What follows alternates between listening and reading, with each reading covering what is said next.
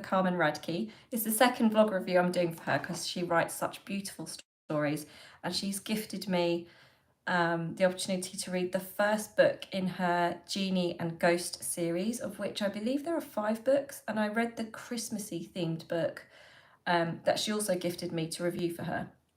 And I've done another review of that on another live if you want to go back and have a look. So this one is called Genie and the Ghost, and it's a cozy paranormal ghost mystery, and it's subheaded with Genie and Adriana Darling Mysteries Book 1. So I just pulled up the synopsis, so I'll just do that again and read that again for you guys. Do bear with me. I had a bit of internet problems as well, so I thought I'm going to start again. And then my volume went, and then I'm not quite sure what happened. I'm not tech savvy, as you can probably see from how the first live went, if you saw that. Right, Genie and the Ghost. Okay, this is such a good book. I can't wait to read the other books in the series. They're really, really, really good. So I can't enlarge the image of the title, so I will just show you on my Kindle what it looks like. If I turn my Kindle around, it should pop up. So that's the picture there. So there's Genie reading with her little cat Cleo, and in the background we have Adriana, her great-great-aunt's ghost. Okay, I'm just going to read you the synopsis. It's a cozy, it's feel good, it's a nice story when you have those moments when you just want to decompress from work and life, you just want to dive into a bit of escapism and relax. So, ghosts aren't real until they want you to solve their murder. So the opening line is very telling there. The first part of the cozy mystery series, full of secrets, humour and lovable characters. I completely agree with that as well, because I've read the story and yeah, it ticked all my boxes as a fan of cozy. I have big bags under my eyes. I thought, you know what? I'm just going to be myself on these lives. I'm not going to add a filter. I'm not going to do my face up for the sake of doing my face up unless I've had makeup on earlier in the day, because I'm just at home, I'm chill, I'm a stay-at-home mum, I'm a full-time writer, and what you see is what you get. Okay, this is how honest we're going here with this process. So, New York jewellery designer Jeannie Darling has returned to her childhood home in quaint Cobblewood Cove, which I love because it makes me think of Cabot Cove and Murder, She Wrote and all those warm, fuzzy feeling vibes I get from many a time I've watched an episode of Murder, She Wrote, to sort through generations of old family heirlooms and hand anything of historical interest over to the local museum. But after a failed mugging attempt and the appearance of a beautiful but ghostly young stranger in a vintage evening dress, Jeannie realises there's something suspicious and spooky going on. The glamorous and friendly spectre turns out to be Jeannie's own great-great-aunt Adriana, who died in 1929 under strange circumstances.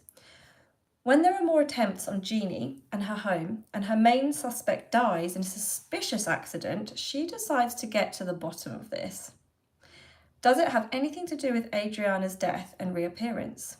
With her unflappable pet whispering aunt and cat Cleo by her side, Jeannie sets out to lay this ghost to rest by solving the mystery and unmasking the culprits, but digging up the past can be deadly. So there are a lot of dynamics to this story, and one of the amazing things I liked with it was so that Adriana can follow Jeannie wherever she goes, away from the primary base of, like, I guess where she died, where her energy is centered. So if Jeannie takes like a stone or a piece of the property with her to wherever she's going, the aunt can follow her and be with her. So I'm just gonna put my fleece on. It's a bit chilly, temperatures dropping and I'm a bit chilly cold. And I thought that was a really genius idea, actually. And then in the Christmas book I read from this series, I remember reflecting on that it was Morse code. So her and her aunt did like tapping to communicate, you know, if they were around people or anything, so it doesn't look like Jeannie was out of her tree just talking to herself. So I thought that was really cool.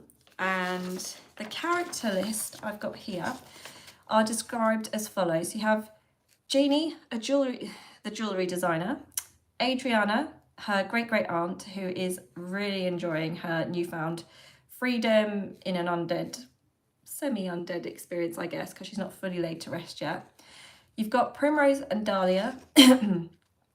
These are two sisters who run a local museum in Cobblewood Cove.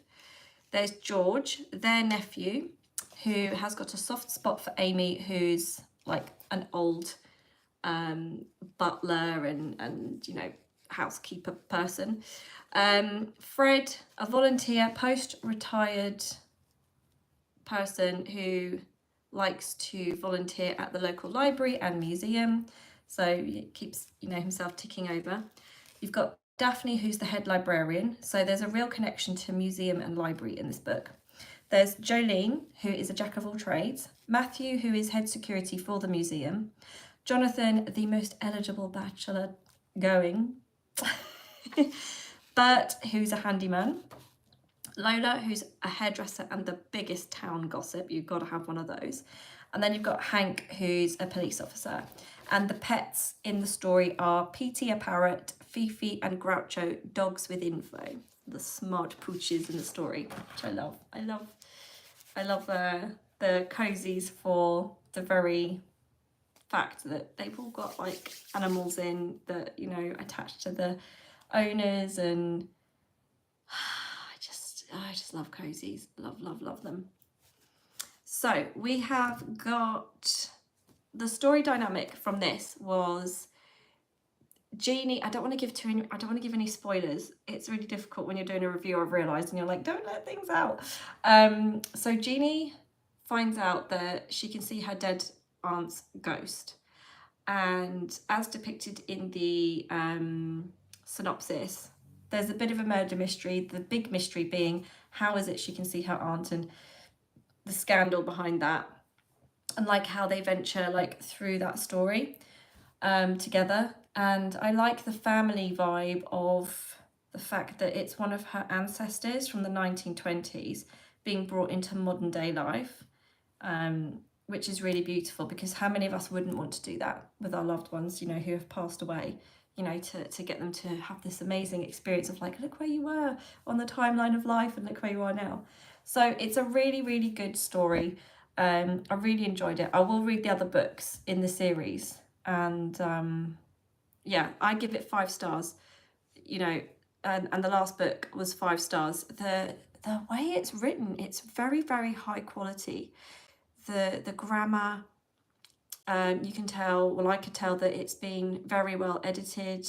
There's a lot of thought that seems to have gone into the story, and yeah, it's a labour of love. You can see that it's definitely a labour of love for Carmen, and I just feel lucky to be connected to her and to be able to enjoy her books, because I need no excuse to enjoy a nice cosy book. I do kind of like thrillers as well, and a bit of horror and a bit of paranormal, but cozy is where my heart centre sits, without a doubt. So yeah, if you really enjoy a bit of escapism in an afternoon, do consider Genie and the Ghost. It is really good, really good. So the next books that I've been introduced to, I haven't yet finished all of them because she's given me a collection of books in one. So this is the Jack and Frances Mysteries collection. Let me see if I can get the cover for you actually. The reviews already up there are like the same wavelength as I have viewed these stories. They're really good. Let's see, it should say more by this author. Perhaps, let's have a look. She's got such good reviews and she so deserves them. They're brilliant stories. So we've got Jack and Frances Mysteries. Let's have a look, get the cover up for you. There we are. So she hasn't got very many reviews on here at the moment, but they're kind of getting up to 4 stars. She's got solid 4-star rating, 12 ratings of 4 stars. Yeah, which, you know, I expect that to go up because these are really well written. So just to give you an idea about this, the way that this has been received. So one of the reviews is by Barbara Silkstone, and she says, praise for the Jack and Frances mysteries, a delightful new cosy series full of fun with unforgettable characters in a little used setting. So Barbara Silkstone is also an author herself. She's author of the Cold Cream Murder series. So that gives you an indication that it's another professional reviewing this professional author's work. So you can tell it's a genuine feedback, much as what I'm doing for the authors on this platform. A sparkling murder mystery full of glamour and intrigue. This is by a lady called Fiona Leitch, Leitch, and she's also an author of Dead in Venice and Murder Ahoy. And then somebody else has put, fun mysteries set in the 1930s, rich with historical detail. These cozies will keep you guessing, which I loved. Each character is fully fleshed out and perfect. This is from Andy Newton, USA Today bestselling author of The Girl from Vichy. Okay, so the little synopsis that you do get with this story says, romance, mystery and murder meet in this cozy 1930s series. Switchboard operator Francis, nightclub owner Jack, and retired vaudevillian Uncle Sal may be up against cunning criminals, but when it comes to solving murders, they always have a trick or two up their sleeve. So I was totally sucked into this really quickly when I read the first. It starts with like a little short story to kind of, I guess, introduce you to Jack's characters and the other characters that will likely feature in the other books moving forward. So you've got false play at the Christmas party. So this is a short story about a charity theft ruse. I love the ending. The ending of that was just like, you got the bad guys. And it's almost like the vitriol with the criminals. Like, they, even when they've been rumbled, they don't really want to own up to the responsibility, and they try and even argue even when they've been found out, and it's like, well, it's either this or jail, so you don't really have many options. So I love that. And then what have I put in my notes here? Just turn that off now because that's finished with that now. We've got a matter of love and death, 1930s romance, mystery and murder. And then I've written a couple of notes about the characters and just the vibe and the feel of being transported into the 1930s. So I was born in 1985, a good long time after the 1930s, but my grandmother was born in 1923 because she was a Wren in World War II. My dad was born in 1949. My mum was 1953. So they're kind of generationally closer to that than I am. And I think, oh my goodness, you know, the 1930s is not actually a million years ago. And how much has things changed. And the description that Carmen puts in her books is second to none. Like, when you read her books, you are transported into the time that she has laid out. So I'd love to know like what research went into that, because she must have had to either have had very close family who maybe she grew up with that depicted what life was like back in those eras, or she's done the research herself.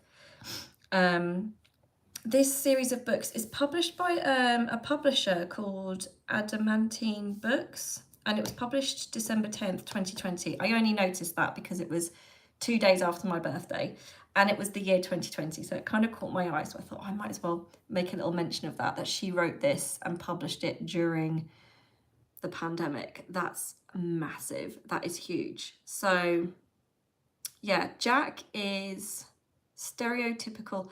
I don't know if Carmen would agree with me, but I kind of got Indiana Jones vibes from him.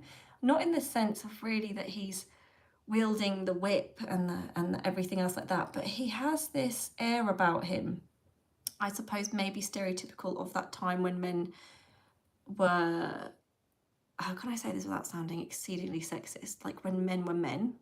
Does that make sense? I hope that doesn't come across in a way that I'm not trying to make it sound. When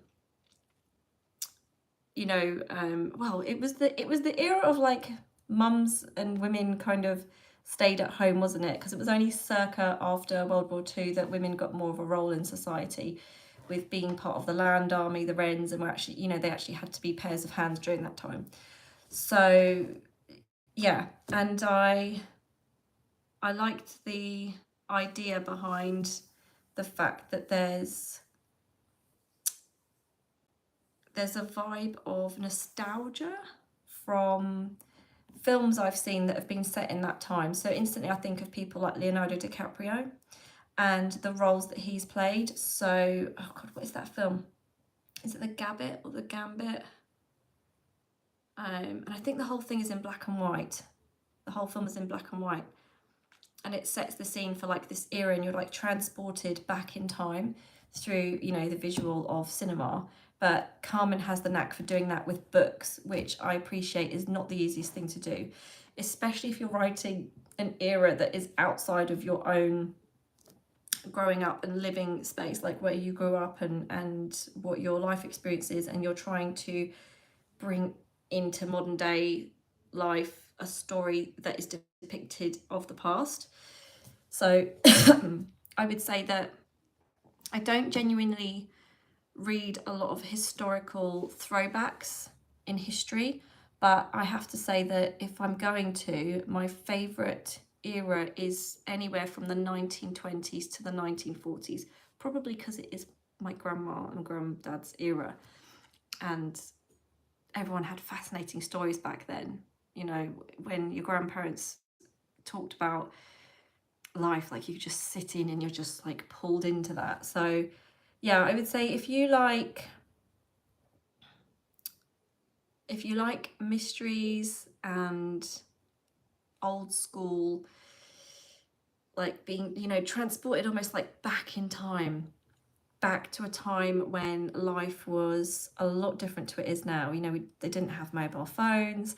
It all comes from mental agility of the character, and that to juggle that as well as a past era that you have to learn about through research only.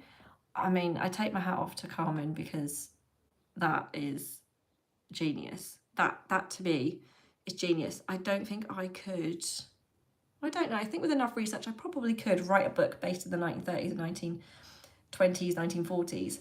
I suppose anyone could, but she just has the knack, because when I'm reading this, I was actually thinking at certain points through the books that I've read in this series already, I was actually thinking to myself, is Carmen from that time? Then I was like, don't be ridiculous. Of course she's not from that time. She's too young. Because it's almost like she's written from memory.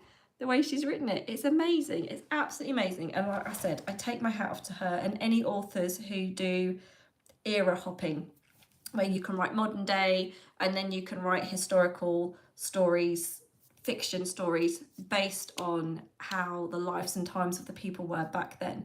And of course, keep in mind, Carmen is juggling, like with the Genie and the Ghost series, like UK culture and history and also American. So it's a double whammy. And yeah, she's done amazingly well. She should be super duper proud of herself. And I feel just so honoured to be connected to her. I can't wait to finish the books in this series, finish the Genie books, and then review on Amazon and Goodreads for her. So yeah, if you love cozies and you like historical fiction, not as historical as late as like the 1800s, don't think Bridgerton vibes, think more sort of just pre-World War II, where life was just so more, in some ways, laid back, but in other ways quite tense and lots of challenges facing the generations of that time. Okay guys, well, I won't make this any longer, because I figured that the longer my live is, the longer it takes to upload. And I know Carmen's keen to have the link so that people can come and watch my review of her books and make up that decision for themselves whether or not they're going to buy the books. But if you do, honestly, you won't be disappointed, 110,000%. If you love things like Agatha Christie, what's the other one I was thinking of the other day? the Durrells. I know it's set in latter years to this setup, but it's got the family vibe and historical element to it as well. And anyone that likes to go back in time through like a good TV series or a film, do consider picking up the books, because she's just written them with such a skill level that, yeah, my little green-eyed monster was coming out. I have to admit, I was a bit like, damn, these are good books. These are good. These are really well written. Oh, and just as a side note, you can get, where did I write it? Yeah, Genie and the Ghost is available on audio as well. So if you like to listen to books as well as read along with them, then do consider checking them out on Audible and getting yourself the audio file. All right, guys, well, have a fun rest of the week. I'm doing another review tomorrow. A lovely lady called Christina Hamlet has gifted me her books to read and review. So I'm going to do like a group review for her with the collection that she's given me. Again, really lovely books, and yeah, I'm so enjoying this process. I'm really enjoying the chance to be able to give authors spotlight totally free, because it's enjoyment for me. Like, I review so many books on Amazon and Goodreads. Every book I read, I review them, and I read a lot of books. So I thought to myself, how can I give authors more reach? Because as an author myself, I know that the struggle is it's real. When you're an indie author and you're trying to get your books out there, it's an uphill struggle. And the community of Twitter, actually, now known as X, actually inspired me, because everyone is so close-knit on there. Everyone supports everyone. Everyone's always putting posts saying, oh, put your book links out there, keep promoting, you know, self-promotion. And I thought, how can I do this for authors myself? And I thought, I'm going to try a YouTube channel purely for the basis of reflecting my enjoyment of reading your wonderful books, and hopefully giving you more reach as, you know, not just a written reviewer, like putting my face and my name to your books as in a review sense, to show that I'm very genuine with my words, and I mean every word that I say when I'm reviewing for you. So on that note, I will love you and leave you guys. I will hopefully see you tomorrow for the next live for Christina's vlog. But yeah, please check out Carmen Radtke, and if you type in Genie and the Ghost, you'll find her series there, and then you can, you know, look for the Jack and Frances mystery. I wanted to get the title right, because I thought if I give you the wrong title, you won't find it. So it's the Jack and Frances mysteries, and again, by Carmen Radtke. Great book.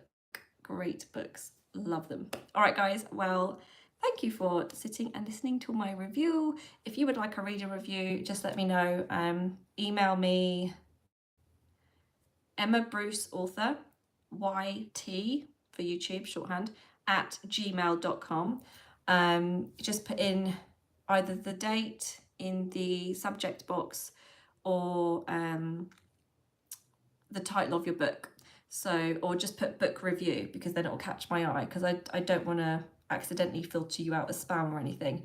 So yeah, and then just put in the email which books you'd like me to review. If you're able to do it, please send me an EPUB version of your book so I can upload to either Apple Books or my Kindle, and then I can read with enlarging the text, because sometimes I've been given PDF versions of the books and the text is very small and I can't enlarge it very easily, and it just makes reading a lot more challenging. So if you could send me the EPUBs, it just makes life a lot easier for me. But yeah, I look forward to hearing from more authors very soon, fingers crossed. And yeah, I hope this helps you, Carmen, to get more readers, because I love your books. I really do. Genuinely, hand on heart, absolutely adore them. You have done a stand-up job, and a big pat on the back, huge pat on the back. Well done. You should be very proud. All right, guys, on that note, I'm going to say goodbye. Take care, everyone, and I will see you soon.